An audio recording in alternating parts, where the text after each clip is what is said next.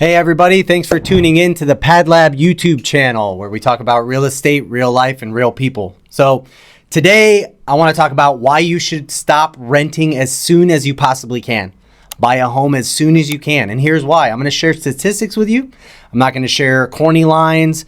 I'm not going to talk about, date the rate, marry the house like everybody else talks about. I'm going to just talk about statistics. I'm going to show you how the math behind real estate is why you should get out of renting as soon as possible, because renting won't get you anywhere. So let's get into these stats. Pardon me, I'm going to be looking at my screen a lot because I've got a ton of stuff written here, but it's very valuable and I want you guys to pay attention to it. So, all right. I'm a numbers guy after all, so this is what I like, and this is the nerdy stuff I jump into. So what were home value forecasts for 2023? The first thing I want to talk about is, forecasts, fear. I feel like every time you turn on the news, they're trying to make you think that everything is, doom and gloom, right? So turn off the news, start doing your research, stop doing the news. So let's talk about home value forecast for 2023. So prior to 2023, you heard all this doom and gloom in the media about, the 2023 real estate market is going to crash. It's going to crash. It's going to crash. All this crazy stuff people were talking about. Zillow said that they anticipated a 2.1% increase for 2023, which was lower than many of the prior years and lower than the historical average, but 2.1% increase. They were actually on the optimistic side of things. NAR, the National Association of Realtors, said 6.2% decline, a decrease of 6.2% is what they were anticipating. There's an Arizona independent study, and I'm going to say a couple things about Arizona because that's where we are local, but if you're watching nationally, the rest of these apply to you. So Arizona independent study said it would be a 0.3% increase, so not even 1%. Statista said a 3% decrease nationally, and amongst, again, many news stations all pushing fear. Most of them were on the same page between 5 and 10% decrease. They really liked that NAR stat that came out, and that was all over the news for a while. So let's talk about the actual numbers. What did it end up becoming? What was our final result? We were up 4.4% nationally. In Arizona, my locality, up 5.9%. So nationally, 4.4% increase when everyone was thinking 2.1% at best, 6.2% decline at worst. It was actually way, way better than that.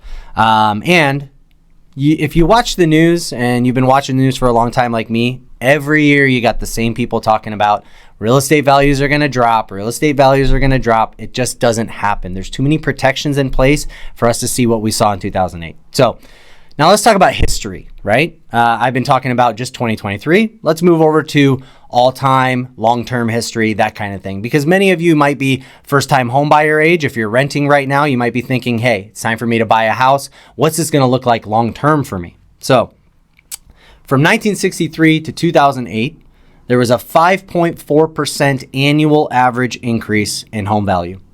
From 1987 to 2023, the last 35 years, a little bit shorter of a time, 4.8% annual average. Now, that first stat I shared stopped at 2008, and I did that purposely because I wanted to show you what it was before that crash, right? That crash happened because there was a lot of poor lending standards.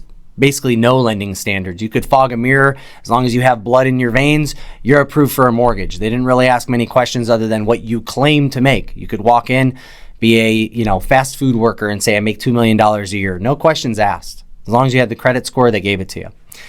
So it was a 5.4% annual average before then. And from 1987 to 2023, which is 35 years, I wanted to show you what it would be on a shorter time frame, including the crash, still a 4.8% annual average. How about all time? All time for the data only goes back so far, 3.8% annual average, and that started in the 20s. What do we know about the 20s? The Great Depression. We went through 2 world wars after that, went through many, many recessions after that, the 80s, the 90s, the wars, all of that stuff, even with the 2008 crash, the Great Recession, because of real estate, bad mortgage loans, 3.8% annual average. So what does that mean for you? Even though this forecast is for, even though the forecast for this year is with rates predicted to go down is an appreciation of 6.7%.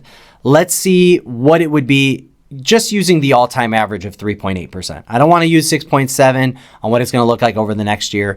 I want to show you guys what it would look like over a long term and 3.8% being the most conservative I can be. So the median home price, let's just use Phoenix Metro, which is where I'm at, is $416,000 right now. So 1 year from now, using 3.8%, the value of that home would be $431,800. In 3 years, $465,250. 7 years, $541,000. 20 years, $877,000. So that home you buy this year in 20 years is going to be worth more than double. So if you're in your 30s, 40s, even 50s, and you want to retire someday, that's one way to fund your retirement, not just through 401k or retirement accounts. So I get a lot of feedback, but Jerry, that return of 3.8% is so much lower than I make in my 401k. That's where the magic of real estate really takes effect here. So that 8% is on your total investment. If you invest $10,000, you get an 8% return on your 401k. Even if you were amazing at choosing what your 401k is invested in, 12, 13%. So let's talk about real estate. So the appreciation is on the entire home value. It's not just what you put in. Okay, so let's do an example here. Let's say you put 3% down on that home we talked about, $416,000 median home price in this area. If you put 3% down on that house, that's $12,480. Okay, that's your initial cash investment.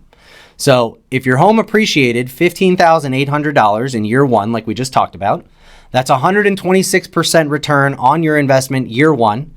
And by year three, 394% return on investment.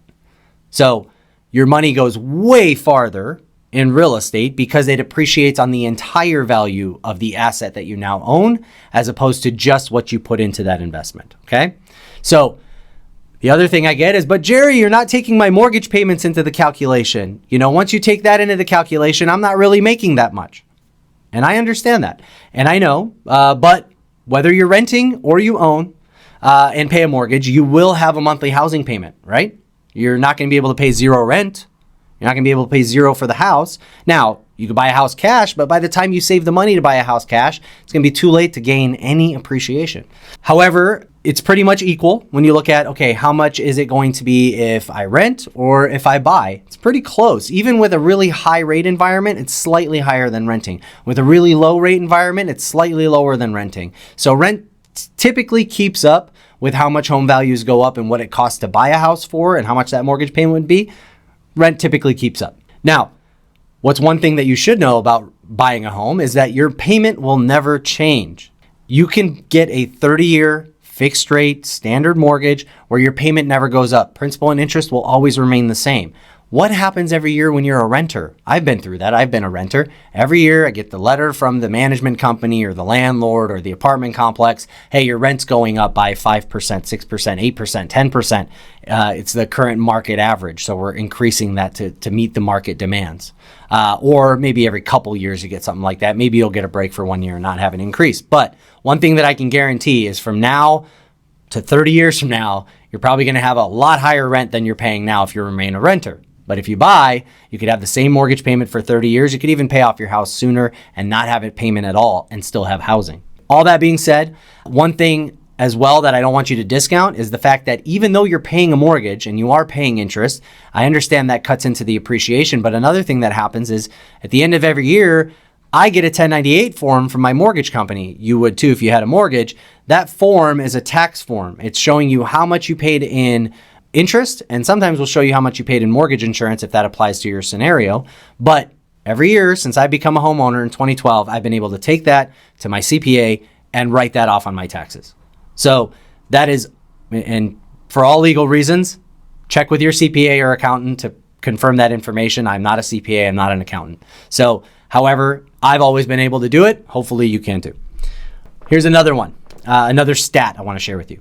So, and I'll share this mind-blowing one with you at the end of this video because this one really blew my mind. With all of the economic issues that we've had over the years as a country, we've been amazing economically, over the grand scheme of things, but there have been some really bad years.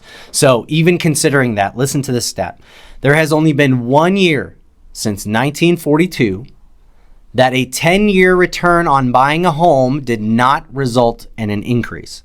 Meaning you could buy a house any year since 1942 and would be guaranteed in 10 years to have a return on your investment that was positive, except for once. Only one time that didn't happen. That year was 2006. So many of you have been in the industry for a long time, or even if you've been a homeowner, or even your parents might have gone through this if you're younger. In 2006, that was the peak of the market. That was the highest home values were, and that's kind of what led to the crash. It wasn't that prices were so high, it's that money was so easily accessible then that it pushed the values up so high because people could demand it and people could go get the money. Like, I'm a seller, I'm going to demand $1 million for my house. It's not worth anywhere near that. And you as a buyer could go to the bank and be like, yeah, I want $1 million, and they'd give it to you. That was the only year a 10-year investment on real estate turned out to be negative. However, if you kept that house from 2016, which would be 10 years beyond 2006, you'd have an increase of 84%. So a little bit more patience because of that bad year. Regardless, the long-term investment of real estate is huge. Easy math for you, just to kind of put that into perspective. I want to show you what the all-time average gain is. That 10 years of ownership, right? Let's just talk about that. The all-time average gain over the first 10 years of ownership is 62%, even with the bad years factored in. A 10-year average, 62%. Easy math for you there. If it's a $400,000 home in your market, 10 years later, on average, it would be worth $648,000. That's $250,000 just by being a homeowner, continuing to make a payment just as you do as a renter, but now you have $250,000 in net worth as opposed to zero as a renter. That's the difference. That's why what I want you to understand, to be able to shift from the mindset of I'm going to rent because I don't want to buy, it's so scary, to if I buy, it's my path to freedom, financial freedom over time. All right. If you're interested in more information about real estate, mortgages, how to get further ahead in real estate to build wealth, 72% of millionaires are made through real estate. There's a reason for that.